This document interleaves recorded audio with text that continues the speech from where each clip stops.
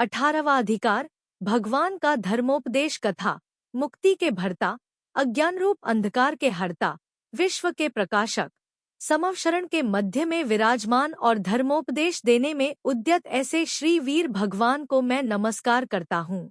इसके पश्चात भगवान ने कहा है, धीमन गौतम, तुम सर्व गणों के साथ सुनो। मैं मोक्ष का मार्ग कहता हूँ, जिससे कि ज्ञानी जन मोक्ष को जाते हैं। इसमें कोई संशय नहीं है।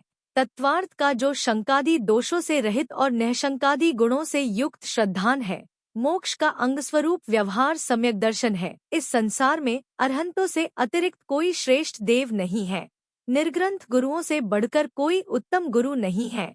अहिंसादि 5 महाव्रतों से बढ़कर कोई अन्य धर्म नहीं है। जैन शासन से भिन्न कोई उत्कृष्ट शासन नहीं है। 12 अंगों और 14 पूर्वों से बढ़कर अन्य कोई विश्व प्रकाशक ज्ञान नहीं है। रत्नत्रय से अन्य कोई दूसरा मुक्ति का मार्ग नहीं है। 5 परमेष्ठियों से अन्य कोई दूसरा भव्य जीवों का हितकर्ता नहीं है। पात्रदान से परे कोई दूसरा कल्याणकारक दान नहीं है। सुधर्म से अतिरिक्त अन्य कोई पर जन्म में साथ जाने वाला पाथे मार्ग भोजन कलेवा नहीं है। केवल ज्ञान के कारणभूत आत्मध्यान से बढ़कर कोई दूसरा ध्यान नहीं है। धर्मात्माओं के साथ स्नेह के समान धर्म और सुख को देने वाला अन्य कोई स्नेह नहीं है। 12 तपों से अन्य, पापों का क्षय करने वाला अन्य कोई तप नहीं है। 5 नमस्कार महामंत्र से भिन्न वर्ग और मोक्ष को देने वाला अन्य कोई मित्र नहीं है। कर्म और इंद्रियों के सिवाय इस लोक और परलोक में अति दुखों को देने वाला और कोई शत्रु नहीं है। इत्यादि सकल कार्यों को हे गौतम, तुम सम्यक दर्शन का मूल कारण जानो। यह सम्यक दर्शन ज्ञान और चारित्र का बीज है, मोक्ष का प्रथम सोपान सीढ़ी है और व्रतादि का परम अधिष्ठान है। ऐसा तू जान हे गौतम। सम्यक दर्शन के बिना जीवों का ज्ञान तो अज्ञान है, चारित्र कुचारित्र है और समस्त तप निष्फल है। ऐसा जानकर निःशंकादि गुणों के द्वारा शंका और मूढ़तादि मलों को दूर कर सम्यक्त्व को चंद्रमा के समान निर्मल और दृढ़ करना चाहिए। तत्वार्थों का जो संत पुरुषों के विपरीतपने से रहित यथार्थ रूप से ज्ञान होता है, वह व्यवहार सम्यक ज्ञान है। ज्ञान के द्वारा ही सर्व धर्म अधर्म हितरहित बंधमोक्ष ज्ञात होते हैं एवं देव गुरु और धर्मादि की परीक्षा जानी जाती है। ज्ञानहीन व्यक्ति है उपादेय गुण अवगुण कर्तव्य कर्तव्य और तत्वों के विवेक को अंधे के समान कभी नहीं जानता है। ऐसा जानकर स्वर्ग और मुक्ति के सुखों के अभिलाषी तुम सब लोग मोक्ष की सिद्धि के लिए जिनागम श्रुत का अभ्यास करो। हिंसादि 5 पापों का समस्त रूप से अर्थात कृत कारित और अनुमोदना से सर्वदा के लिए त्रियोग की शुद्धि पूर्वक 3 गुप्ती और पंच समिति के परिपालन के साथ त्याग करना व्यवहार चारित्र है।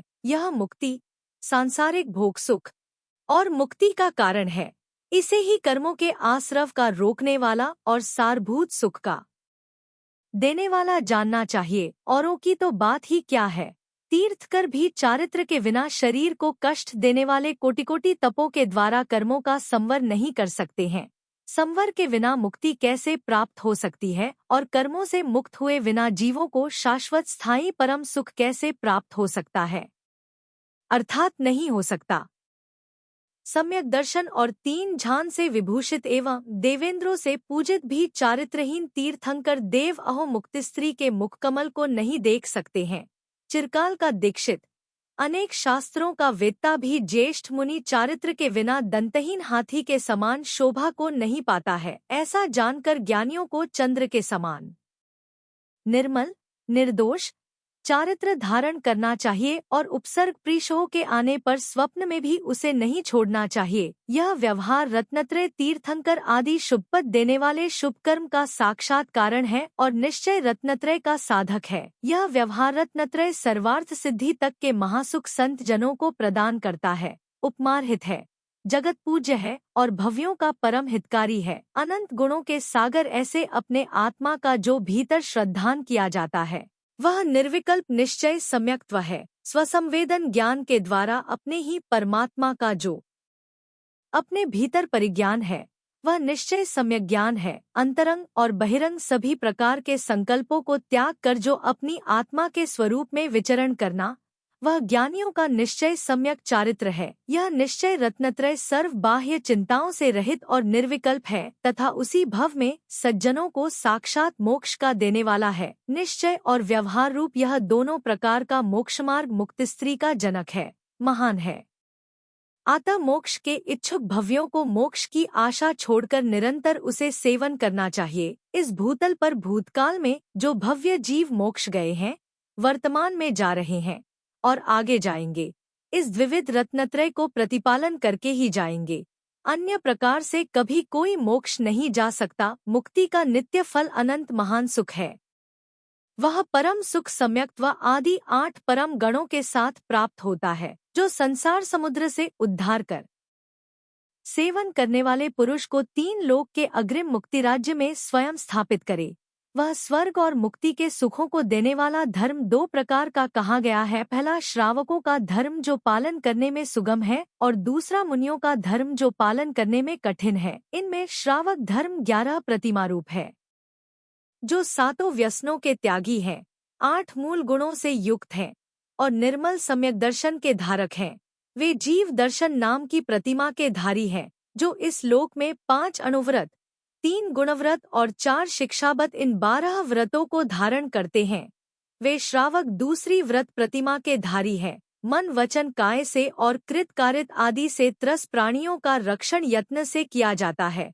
वह प्रथम अहिंसाणुव्रत है। यह अहिंसाणुव्रत सर्व व्रतों का मूल है, विश्व के प्राणियों का रक्षक है, गुणों का निधान है और धर्म का बीज है, ऐसा जिनेंद्रों ने कहा है। जो निंदित असत्य वचन को छोड़कर धर्म के निधान स्वरूप हितकारी सारभूत सत्य वचन बोले जाते हैं, वह दूसरा सत्यानुव्रत है। सत्य वचन से कला विवेक और चातुर्य आदि गुणों के साथ बुद्धिमानों के कीर्ति और सरस्वती प्रकट होती है। जो ग्रामादिक में पतित, नष्ट या कहीं पर स्थापित परधन को ग्रहण नहीं करता, वह तीसरा अचौर्यानुव्रत है।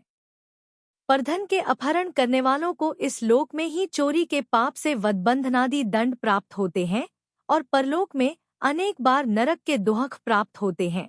सर्पिणियों के समान समझकर जो अन्य सर्व स्त्रियों का त्याग कर अपनी स्त्री संतोष धारण किया जाता है, वह चौथा ब्रह्मचर्यानुव्रत माना गया है। क्षेत्र, वास्तु, धनधान्य, दासीदास, चतुष्पद, पशु, आसन, शयन, वस्त्र और भांड ये 10 प्रकार के परिग्रह होते हैं।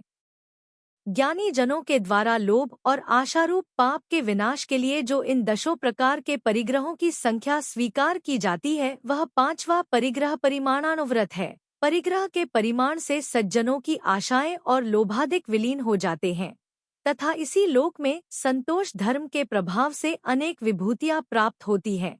योजन और ग्राम सीमा आदि के द्वारा 10 दिशा में गमनादि की जो मर्यादा की जाती है, वह दिग्वत नाम का पहला गुणव्रत है। बिना प्रयोजन के जो अनेक प्रकार के पापारंभों का त्याग किया जाता है, वह अनर्थदंड वृत्ति नाम का दूसरा गुणत्रत है। उस पापकारी अनर्थदंड के 5 भेद हैं: पापोपदेश, हिंसादान, अपध्यान, दुहश्रुति और निंदनीय प्रमादचर्या। 5 इंद्रियरूप शत्रुओं के जीतने के लिए भोगोपभोग की वस्तुओं का प्रमाण किया जाता है।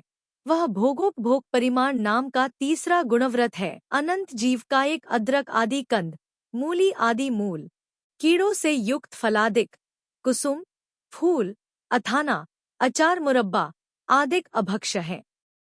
ये सब पाप भीरु व्रती जनों के द्वारा पाप की हानि और व्रत की वृद्धि के लिए विष और विष्टा के समान छोड़ने के योग्य है। दिग्वत की सीमा के अंतर्गत प्रतिदिन गमनागमनादि की घर, बाजार, गली, मोहल्ला आदि की सीमा द्वारा नियम ग्रहण किया है। वह देशावकाशिक नाम का पहला शिक्षाबत है। दुयोन और दुर्लेशा को छोड़कर प्रतिदिन प्रातः, मध्याह्न और सायंकाल 3 बार सामायिक पालन किया जाता है। वह सामायिक नाम का दूसरा शिक्षाव्रत है। प्रत्येक मास की अष्टमी और चतुर्दशी के दिन सर्व गृहारंभों को छोड़कर नियम से जो उपवास किया जाता है, वह प्रोष्धोपवास नाम का तीसरा शिक्षाबत है। मुनियों के लिए प्रतिदिन विधिपूर्वक भक्ति से जो निर्दोष दान दिया जाता है, वह अतिथि संविभाग नाम का चौथा शिक्षाव्रत है, जो पुरुष स्त्रियों की शुद्धि द्वारा अतिचारों से रहित इन 12 व्रतों को पालते हैं।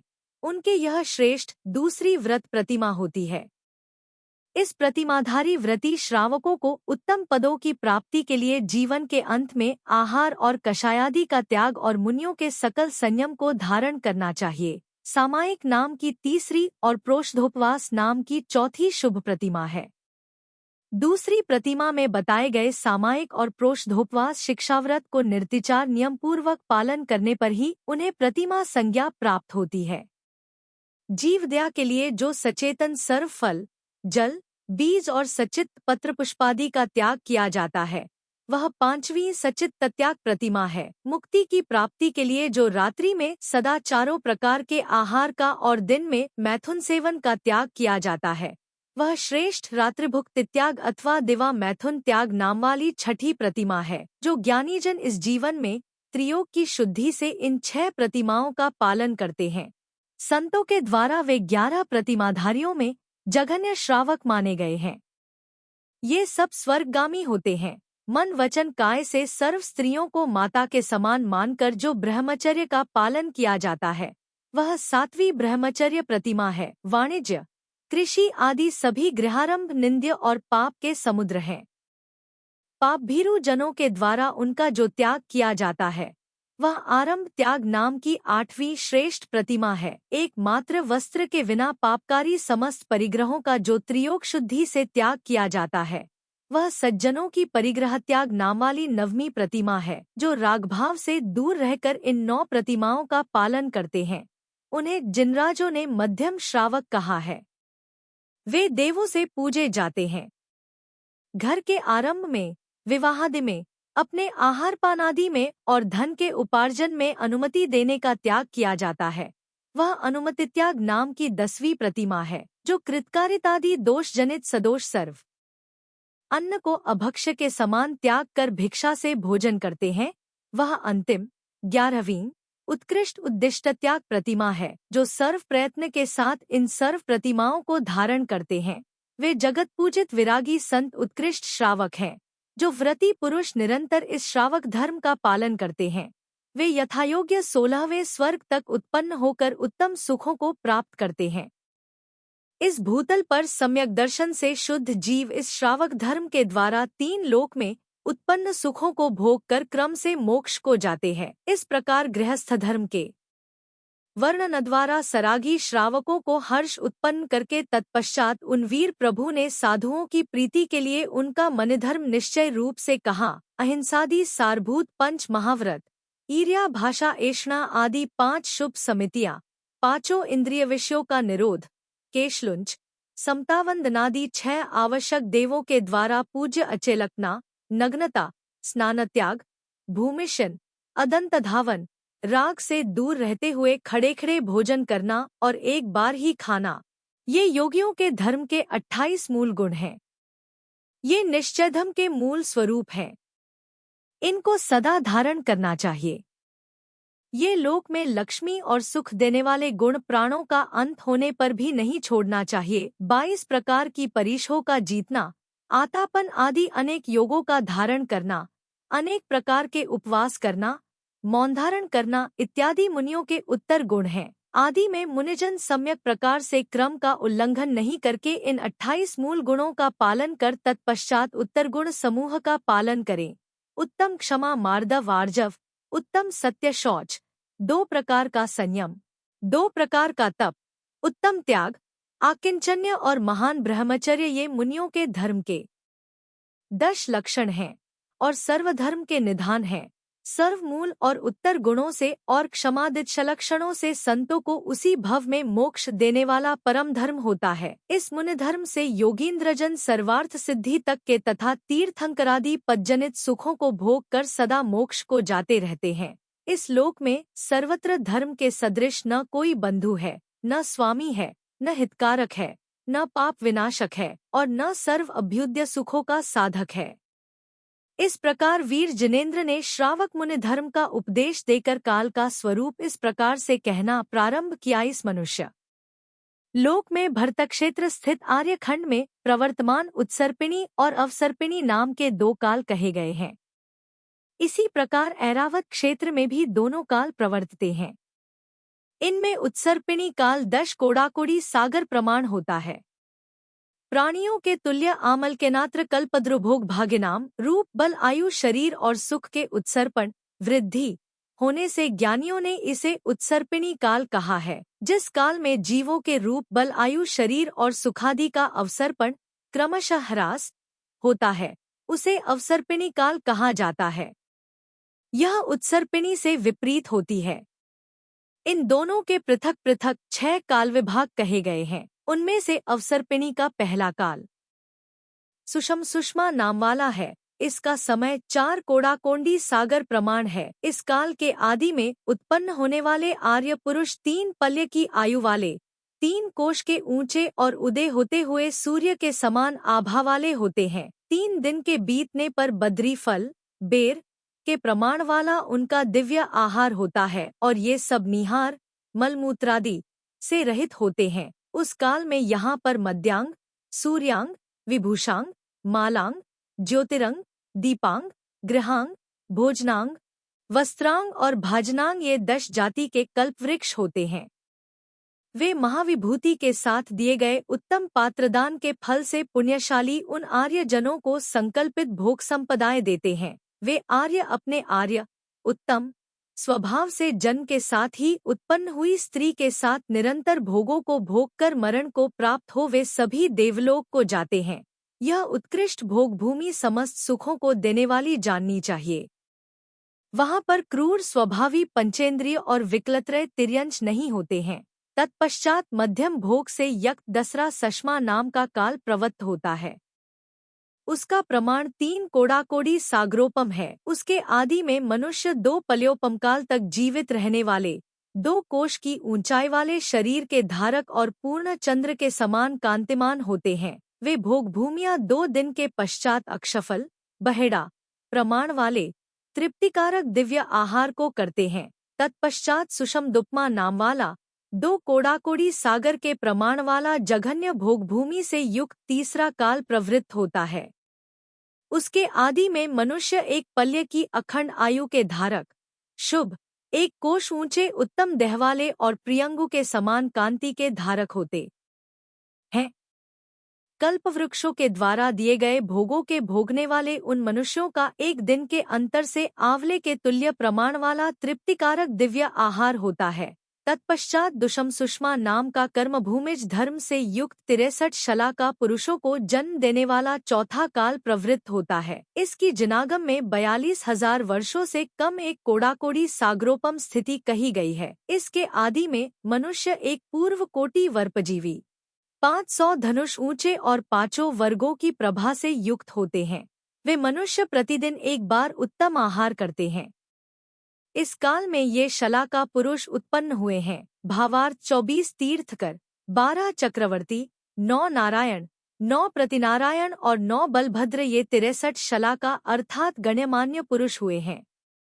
उनके नाम इस प्रकार हैं: श्री ऋषभ, अजित, शंभव, अभिनंदन, सुमति, पद्मप्रभ, सुपार्श्व, चंद्रप्रभ, पुष्पदंत, शीतल, श्रेयान, वासुपूज्य, विमल, अनंत, धर्म, शांति, कुंथु, अर, मल्ली, मुनिसुव्रतनाथ, नमी, नेमी, पार्श्व और वर्धमान ये 24 तीर्थकर इस युग में हुए हैं। ये सभी 3 लोक के स्वामियों द्वारा वंदनीय हैं। भरत, सगर, मघवा, सनत कुमार, शांति, कुंथु, अर, सुभूम, महापद्मा, हरिशेन, जय और ब्रह्मदत्त ये 12 चक्रवर्ती जानना चाहिए। विजय, अचल, धर्म, सुप्रभ, सुदर्शन, नंदी, नंदमित्र, पद्म और राम ये 9 बलभद्र हुए हैं। त्रिपृष्ठ, द्विपृष्ठ, स्वयंभू, पुरुषोत्तम, पुरुष सिंहा, पुंडरीक, दत्त, लक्ष्मण और कृष्ण ये 9 वासुदेव, नारायण हुए हैं। ये सभी 3 खंड के स्वामी, धीरवीर और स्वभाव से ही अतिरौद्र चित्त होते हैं। अश्वग्रीव, तारक, मेरक, निशुंभ, कैट भारी, मधुसूदन, बलिहंता, रावण और जरासंध ये 9 वासुदेवों के प्रतिपक्षी अर्थात प्रतिवासुदेव, प्रतिनारायण हुए हैं। ये सभी वासुदेव के समान ही रिद्धि के भागी होते हैं।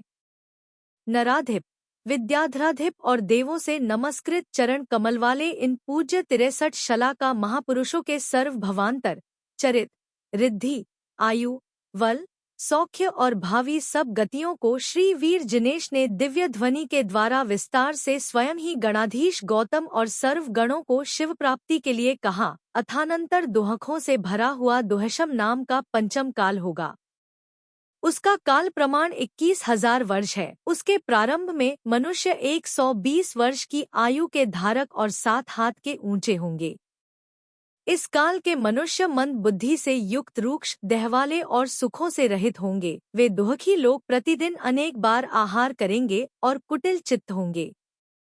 पुनः उनका शरीर, आयु, बुद्धि और बल आदि क्रम से हीन होता जाएगा। तत्पश्चात दुहशमा नाम का अति दुखदायी छठा काल आएगा। उसका काल प्रमाण पंचम काल के समान 21,000 वर्ष है। उस समय धर्मादि नहीं रहेगा। इस काल के आदि में मनुष्यों के देह 2 हाथ ऊंचे और धूम्रवर्ण के होंगे। वे मनुष्य कुरूपी, नग्न, स्वेच्छाहारी और 20 वर्ष की आयु के धारक होंगे। इस काल के अंत में मनुष्य 1 हाथ ऊंचे, पशु के समान आहार विहार करने वाले, उत्कृष्ट, 16 वर्ष की आयु के धारक, निंदनीय और दुर्गतिगामी होंगे। जिस प्रकार से यह अवसर्पिणी काल क्रम से आयु, बल, शरीर आदि की हानि से संयुक्त है, उसी प्रकार से उत्सर्पिणी काल उन सब की वृद्धि से संयुक्त जिनराजों ने कहा है। तदंतर वीरप्रमु ने लोक का वर्णन करते हुए कहा, इस लोक का अधोभाग वेत्रासन के आकार वाला है, मध्य में झल्लरी के समान है और ऊपर मृदंग के सदृश है। यह सदा जीवादि 6 द्रव्यों से भरपूर है। इस लोक के अधोभाग में नरक है, ऊर्ध्वभाग में स्वर्ग है और मध्य भाग में असंख्यात द्वीप समुद्र हैं।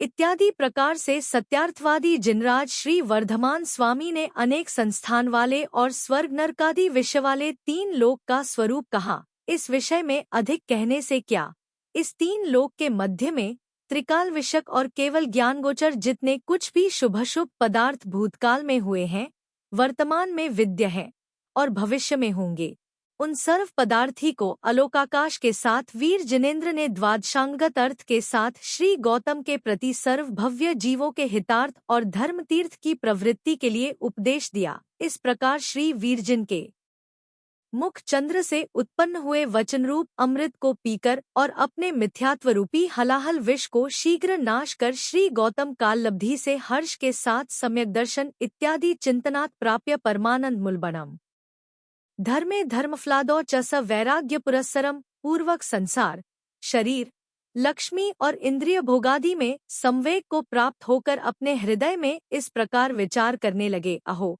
यह मिथ्यात्व मार्ग समस्त पापों का आकर है, अशुभ है और निंदनीय है।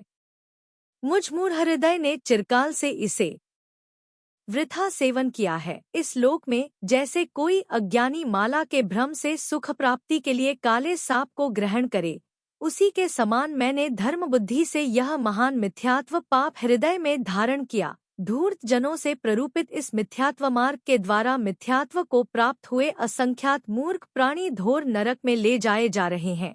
जैसे मदिरापान से उन्मत्त विकल पुरुष विष्टा से भरी गली में पड़ते हैं, अरे उसी प्रकार मिथ्यात्व से विमोहित मिथ्यादृष्टि जीव अशुभ कुमार्ग में पड़ते हैं। अहो जैसे चलते हुए अंधों का कूप आदि निम्न स्थान में पतन होता है, उसी प्रकार मिथ्यामार्गामियों का नरकादि अंधकूप में पतन होता है। भगवान के उपदेश से प्रबोध पाकर अब मैं मानता हूँ कि यह मिथ्यात्वरूप कुमार्ग अत्यंत विषम है और दुर्जनों को नरक के मार्ग पर ले जाने के लिए सार्थवाह के सदृश है।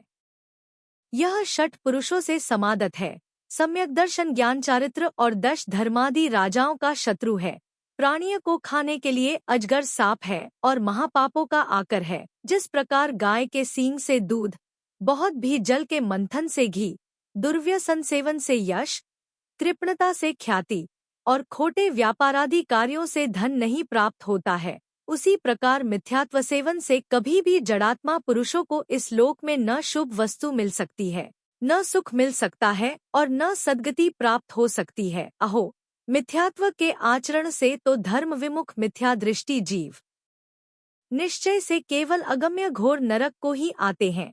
ऐसा समझकर बुद्धिमानों को धर्म की प्राप्ति और स्वर्ग मोक्ष की सिद्धि के लिए सबसे पहले मिथ्यात्व रूपी वैरी को दृग्विशुद्धि रूप तलवार के द्वारा शीघ्र मार देना चाहिए। अहो, आज मैं धन्य हूँ, मेरा यह सारा जीवन सफल हो गया है, क्योंकि अति पुण्य से आज मैंने जगतगुरु श्री जिनदेव को पाया है। इनके द्वारा प्रणीत उपदिष्ट यह मार्ग और यह धर्म अनमोल है और सुख का भंडार है। आज इनके वचन रूप किरणों से दर्शन मोहरूप महांधकार नष्ट हो गया है। इत्यादि रूप से धर्म और धर्म का फल चिंतन करने से अति उत्कृष्ट परम आनंद को प्राप्त हुआ वह ब्राह्मणों का नेता गौतम वैराग्यपूर्वक मोहादि शत्रुओं के साथ मिथ्यात्व रूपी वैरी की संतान को मारने और मुक्ति पाने के लिए दीक्षा लेने को उद्यत हुआ। तत्पश्चात निश्चय से तत्व के प्रबोध को प्राप्त उस गौतम ने अपने दोनों भाइयों के तथा 500 छात्रों के साथ 14 अंतरंग और 10 बाह्य परिग्रह को छोड़कर त्रियोग शुद्धिपूर्वक परम भक्ति से जगत पूज्य जिन मुद्रा को तत्काल ग्रहण कर लिया। उसी समय भगवान की वाणी से प्रबोध को प्राप्त हुई कितनी ही राजकुमारियां और अन्य बहुत सी उत्तम स्त्रियां आत्मसिद्धि के लिए आर्यिका बन गईं। उसी समय श्री जिनेंद्र के वचनों से प्रबुद्ध हुए कितने ही उत्तम मनुष्यों ने और कितनी ही उत्तम स्त्रियों ने श्रावकों के सर्वव्रतों को ग्रहण किया। उसी समय कितने ही सिंह, सर्प आदि उत्तम पशुओं ने अपनी क्रूरता को छोड़कर और भगवान के वचनों का लाभ पाकर श्रावक के व्रतों को स्वीकार किया। तभी चतुर्निकाय के कितने ही देवों ने और कितनी ही देवियों ने तथा अनेक मनुष्यों और पशुओं ने भगवान के वचनामृत पान से मिथ्यात्व रूपी हालाहल विष को दूर कर काललब्धि से शिव प्राप्ति के लिए शीघ्र ही अनमोल सम्यक दर्शन रूपी निर्मल हार को अपने हृदयों में धारण किया। व्रतादि के पालन करने में असमर्थ कितने ही लोग दान पूजा प्रतिष्ठा आदि करने के लिए शीघ्र उद्यत हुए। कितने ही लोगों ने अपनी सर्व शक्ति के अनुसार प्रयत्नपूर्वक व्रत नियमादि ग्रहण कर उन कठिन आतापनादि योगों में अशक्त होने से कर्मशत्रु के विनाश के लिए उन सर्वोत्तम कार्यों में त्रियोग शुद्धिपूर्वक भक्ति से संसार को नाश करने वाली भावना की। उसी समय सौधर्मेंद्र ने 12 गणों के स्वामी पद को प्राप्त हुए गौतम गंधर के अतिभक्ति से दिव्य पूजन द्रव्यों के द्वारा त्रिलोकनमस्कृत चरण कमलों को पूजकर नमस्कार कर और दिव्य गुणों के द्वारा स्तुति करके सब ससुरुषों के मध्य में ये इंद्रभूति स्वामी है ऐसा कहकर उनका इंद्रभूति यह दूसरा नाम रखा। जिन दीक्षा ग्रहण करने पर श्री गौतम गंधर को परिणामों की अत्यंत विशुद्धि से तत्काल सातों ही महारिद्धियां प्रकट हो गईं। हे भव्यजनों, संतों के मन की शुद्धि ही इस लोक में सर्व अभीष्ट फलों को देने वाली है और इसी मन की शुद्धि से आधे क्षण में केवल ज्ञान संपदा प्राप्त हो जाती है। श्री वर्धमान जिनके तत्वोपदेश से सर्व अंगश्रुत के बीज पद इंद्रभूति गौतम गंधर के हृदय में श्रावण कृष्ण पक्ष के आदि दिन अर्थात प्रतिपदा के पूर्वाहन काल में योग शुद्धि के द्वारा अर्थरूप से परिणत हो गए। तत्पश्चात उसी दिन के पश्चिम भाग में श्रुतज्ञानावरण कर्म के विशिष्ट क्षयोपशम से प्रकट हुई बुद्धि के द्वारा सभी 14 पूर्व अर्थरूप से परिणत हो गए। भावार्थ श्रावण कृष्णा प्रतिपदा के पूर्वाहन काल में तो गौतम अंगश्रुत के वेत्ता हुए और अपराहन काल में चतुर्दश वो के वेत्ता बने।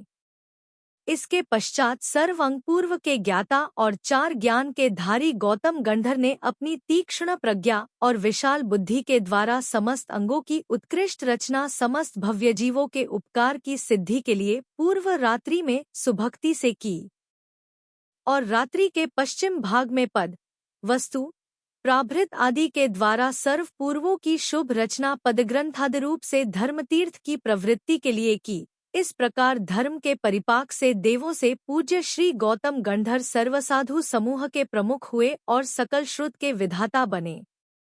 ऐसा समझकर हे ज्ञानी जनों, स्वाभीष्ट कार्य सिद्धि के लिए तुम लोग हृदय की शुद्धि के साथ उत्तम धर्म का पालन करो, जो स्वयं धर्ममय हुए, जिन्होंने जगत के सुख के लिए संतों को धर्म का उपदेश दिया, जो धर्म के द्वारा ही पापों के जीतने वाले हुए, जिन्होंने धर्म के लिए लोक में विहार किया, धर्म से शिवपद को प्राप्त हुए, अपनी वाणी से धर्म का मार्ग प्रकट किया और धर्म में मन लगाया, वे श्री वीर जिनेंद्र मुझे अपना धर्म देवें।